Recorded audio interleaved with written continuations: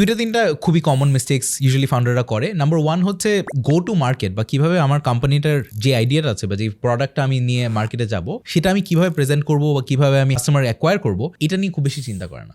Most common answer হচ্ছে হ্যাঁ আমার একটা আইডিয়া আছে, আমি একটা প্রোডাক্ট বানাইছি, এখন কি করব? Facebook ads done, right? So the question is Facebook ads is one tool in your tool belt. আপনার অনেকগুলো অপশন থাকতে হবে। সো ফর এক্সাম্পল পাঠাও যখন ইনিশিয়ালি রাইড শেয়ারিং সার্ভিস শুরু করেছিলাম তখন ইউনিভার্সিটি অ্যাক্টিভেশন একটা বড় চ্যানেল ছিল। University activation, so BRAC university, এই ইউনিভার্সিটি, ওই ইউনিভার্সিটি, সবগুলো জায়গার সামনে যেয়ে আমাদের লিটারালি দাঁড়ায় মানুষকে এডুকেট করতে হয়েছে, এটা আমাদের সার্ভিস, এই কারণে আপনাদের ইউজ করতে পারবেন, আপনারা সময় বাঁচাইতে, কনভিনিয়েন্সের জন্য, টাকা বাঁচাইতে, এই বেনিফিটগুলো আপনার কাছে আছে এবং আপনারা ইউজ করতে পারবেন এইভাবে, right? So long story short, এভাবে কি মানে গো টু মার্কেট স্ট্র্যাটেজিগুলো খুবই মানে ক্লিয়ার থাকতে হবে। ওকে। নাম্বার 2, তারা হয়তোবা হায়ার করার সময় একটু বেশি, মানে ধরেন আমি ইনিশিয়াল প্রোডাক্ট মার্কেট ফিট পেয়েছি, রাইট?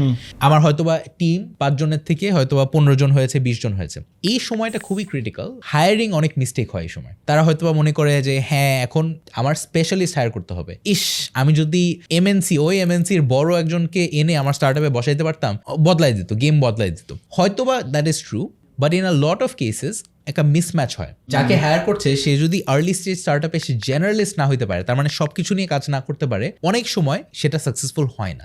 সে হয়তোবা খুবই স্পেশালাইজড একটা জায়গায় কাজ করতো, বিশাল বড় একটা বাজেট নিয়ে, হয়তোবা তার এক্সপেকটেশনস কমপ্লিটলি ডিফারেন্ট, কোম্পানি কি করবে না করবে, এই জায়গাটা একটা হায়ারিং মিস্টেক হয়ে যায় অনেক সময় স্টার্টআপের জন্য।